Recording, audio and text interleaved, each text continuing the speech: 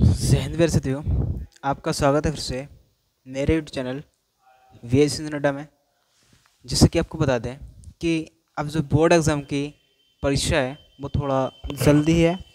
वो भी आपको बता देते हैं कि बोर्ड एग्ज़ाम की परीक्षा कब है, ठीक है ना। चलिएगा, बोर्ड एग्ज़ाम की परीक्षा जो है वो फरवरी से तय हो गई है, ठीक है ना। तो ध्यान रखिएगा, तो 24 फरवरी से जब तय हैं तो हमारे पास थोड़ा टाइमिंग की शॉर्टिंग है। ये भी आपको बता देते हैं हम लोग कि टाइमिंग की जब शॉर्टिंग है तो ध्यान रखना टाइम के अनुसार ही हम लोग चलेंगे, ऐसा नहीं है कि बिना टाइम के अनुसार चलें, ठीक है ना। तो देखो, मैं कोशिश करूँगा, फुल ताकत लगाऊंगा कि मैं जल्दी से जल्दी आपके जो मोस्ट इम्पोर्टेंट क्वेश्चन है वो ख़त्म करूँ, ठीक है ना मेरे भाई। और ओल्ड लेक्चर जरूर देखते रहिएगा, मैं प्लेलिस्ट बना दूंगा, उसमें चलता रहेगा, ठीक है ना।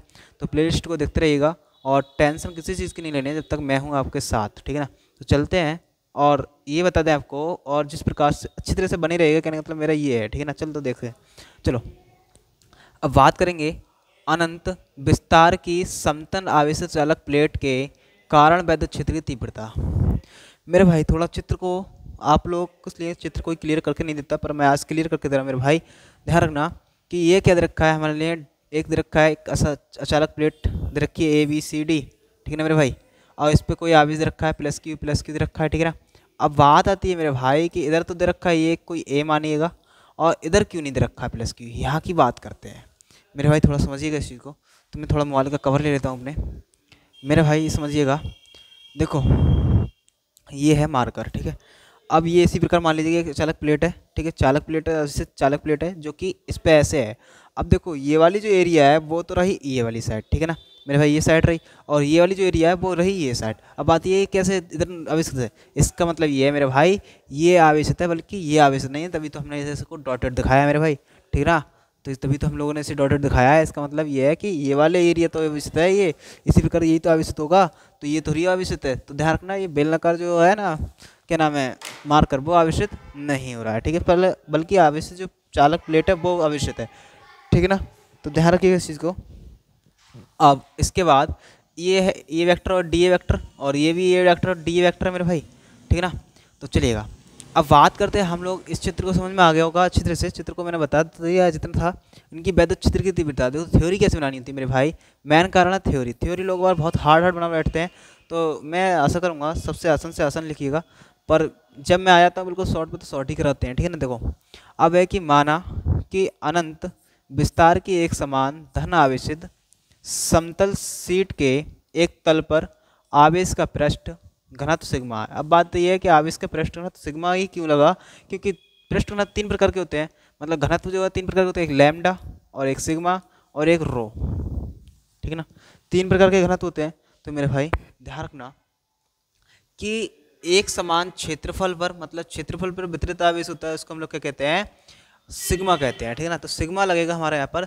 अब इसके बाद अचालक समतल चादर के निकट चादर से आर दूरी पर, मतलब जो आर दूरी है इससे आर दूरी पर कोई बिंदु आपको पी दिख रहा है, ठीक है, ये बिंदु दीजिएगा पी है, ठीक है ना।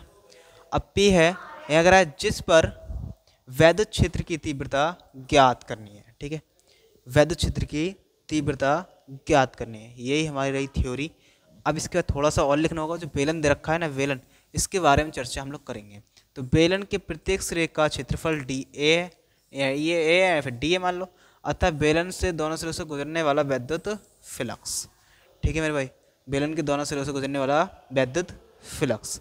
थोड़ा मैं जल्दी कर रहा हूँ, मान रहा हूँ कि हाँ थोड़ी जल्दी हो रही है, तो ध्यान रखिएगा मेरे भाई, थोड़ा स्किप कर करके बाद में देखिएगा वीडियो को, थोड़ा पीछे हटा के देखिएगा, आपको ये पॉइंट पूरा क्लियर हो जाएगा जो मैं बोल रहा हूँ, ठीक है ना।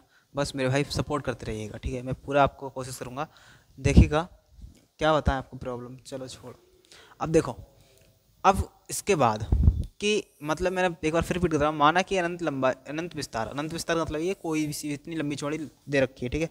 तो थोड़ा देर मिटा देता हूँ इसे, तो तुम्हारे समझ में आएगा।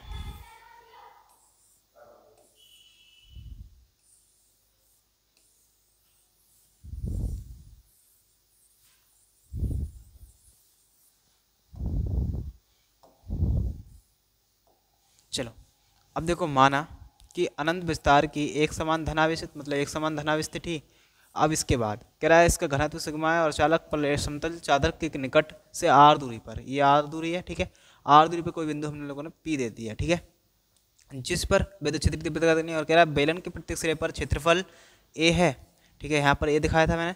और इसके कह रहा है बेलन के दोनों सिरे से होकर गुजरने वाला विद्युत फ्लक्स, मतलब इस सिरे से भी और इस सिरे से भी। अब ये बताइए खुद, ये पी और पी, ये पी डैश दे दें हम लोग, दोनों सिरों से गुजरने वाला विद्युत फ्लक्स निकालना है हम लोग को। अब दोनों सिरों से निकालेंगे तो सीधी बात है कि हम लोग उनका दोनों को जोड़ देंगे, ठीक है ना। तो जोड़ देंगे तो हमारे पास आएगा phi E integration A plus E vector into D A vector plus integration A E vector into D A vector, ठीक है ना। तो देखो अब बात आती है, अब एक चीज़ ये भी सिखाई जाती है आपको बार बार कि A vector dot product V vector बराबर होता है हमारे पास ए बी कॉस थीटा। तो देखिए हमने भी यही करा, E D A cos theta और ई डी कॉस थीटा। अब यहाँ पर थीटा का मान 0 लेंगे मेरे भाई, क्यों लेंगे तो ध्यान रखना, लिख देना ई व डी ए वैक्टर की दिशा समान है, दिशा समान है। कैसे तो देखिएगा, दोनों समान दिशा में है, ठीक है, समान है तो थीटा का मान कितना होता है 0 होता है मेरे भाई, चलिएगा। अब देखें, अब बात करेंगे, हम लोगों ने लगाया फाई ई बराबर A D A cos 0 plus integration A D A cos 0, और कॉस 0 का मेरे भाई आपको पता है अच्छी तरह से मान कितना होता है मेरे भाई 0 के 1, 0 नहीं होता 1 होता है, तो 1 से मल्टीपल कराओ कितना आ जाएगा, ई डी ए का ई डी ए रह जाएगा, ठीक है, थोड़ा लाइन शॉर्ट कर दिए। अब देखिएगा ई अचर पद है, क्योंकि ए के अलावा कुछ और होता है तो वो अचर पद कहलाता है, तो हमारे पास आएगा E integration A into D A, ठीक है, और plus E integration D A. अब मेरे भाई इसका इंटीग्रेशन क्या होगा, तो ध्यान रखिएगा मेरे भाई ए होगा, बल्कि मैं यहाँ पर बात करूँ कि मैथ वाले तो सब जानते होंगे कि ए क्यों होगा, पर मैं बायो वाले की बात करूँ तो मेरा यही कहना है कि आप लोग याद कर लीजिएगा मेरे भाई बायो वाले। और मैं मैथ का स्टूडेंट हूँ, मैं बताऊँ तो मैथ से मैंने एंटर किया है, बीएससी मैथ से की है मैंने, तो मैं तो आपको बता दूंगा, ओपन कर दूंगा, फॉर्मूला इंटीग्रेशन में लगा देना X power N plus 1 upon N Y plus N plus 1, ठीक है ना, वो फॉर्मूला लगा दीजिए, हो जाएगा इसका सॉल्व। अब देखो बात यह है कि मैथ वाले बायो वाले क्या करें, तो इस चक्कर से मैं आपको बायो वाले की तरह से चलता हूँ थोड़ा ज़रा, कि ई प्लस इसकी जगह लगा दीजिए ए प्लस ई ए। थोड़ा अगर मैथ वालों को ही समझना है तो मैं कर दे रहा है यहाँ पे, तो देखिएगा इंटीग्रेशन ए लिमिट है, यहाँ पर मान सकता हूँ 1 इंटू डी ए, तो मेरे भाई मैं यहाँ पर ये भी तो मान सकता हूँ ए की पावर 0 मेरे भाई इंटू डी ए, क्योंकि किसी की पावर 0 1 मानते हैं हम इसको। देखो इंटीग्रेशन करेंगे हम तो इसका क्या आएगा, ए की पावर 0 प्लस 1 मेरे भाई बटे 0 प्लस 1, लिमिट रहेगी मेरे भाई ए। अब देखिएगा ए की पावर 1 मतलब 0 में जोड़ोगे 1 से भाग, अब ए की जगह आप ए रखोगे तो क्या आएगा, ए ही निकल के आएगा मेरे भाई। देखिए ए क्या हो जाएगा ई ए, और ई ए क्या हो जाएगा 2EA, ठीक है मेरे भाई, समीकरण नंबर 1। फाई ई बराबर दे दीजिएगा। अब लिखेंगे गॉस की प्रमेय से गॉस की प्रमेय मेरे भाई क्या होती है, फाई ई बराबर सिग्मा, गॉस की प्रमेय होती है क्यू अपॉन एप्सिलॉन नॉट मेरे भाई। देखिएगा पर एप्सिलॉन नॉट क्यू का मान होता है हमारे पास sigma A upon epsilon naught, ये कहाँ से है मेरे भाई, तो आपको बता देता हूँ कि हमारे पास ये होता है हमारे पास क्यू सिग्मा बराबर क्यू अपॉन ए, इसके अपॉन में एक मान लेंगे, कैची गुणा कर दीजिएगा क्यू ए कम क्यू और सिग्मा इंटू ए, ठीक है ना। तो देखिएगा अब इसके बाद मेरे भाई ये आ गया हमारे पास फाई ई, और इसे डाल दीजिएगा समीकरण 2 मेरे भाई। इसके बाद क्या करना क्या है, थोड़ा कलर चेंज कर देते हैं। अब देखिएगा समीकरण 1 व 2 से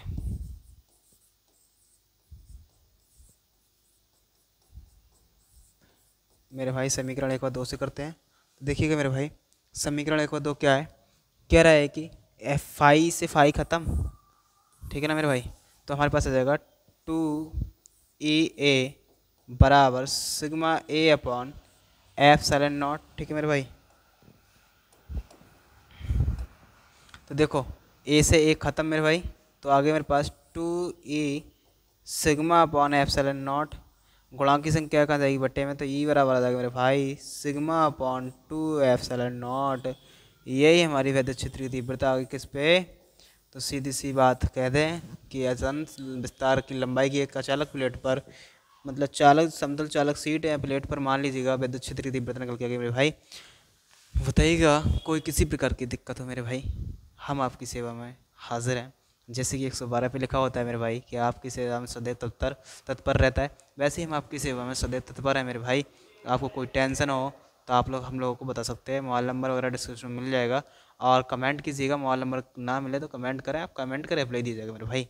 तो आशा करते हैं कि आपको सब कुछ समझ में आया होगा, ठीक है ना। चलिए मैथ का है, यहाँ आपको कोई दिक्कत नहीं हुई होगी मेरे भाई।